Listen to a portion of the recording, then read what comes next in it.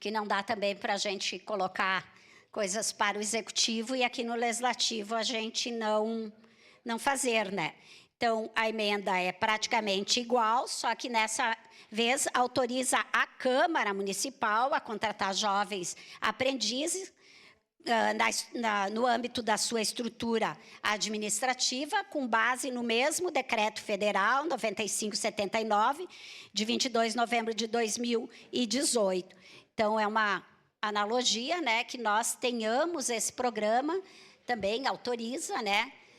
Quando a gente fala autoriza, muitas vezes não se obriga, mas é importante que tenha isso na lei para a gente falar também da importância da aprendizagem. Esses jovens que estão estudando também têm a oportunidade de trabalhar sob coordenação, de uma forma adequada, né, diferente do que muitas vezes a gente vê na nossa sociedade, porque a aprendizagem profissional é uma das formas de combate ao trabalho infantil, aquele trabalho infantil proibido, desregulamentado, enfim.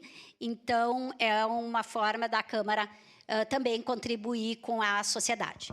Peço a palavra. Obrigado, vereadora Rose. Com a palavra,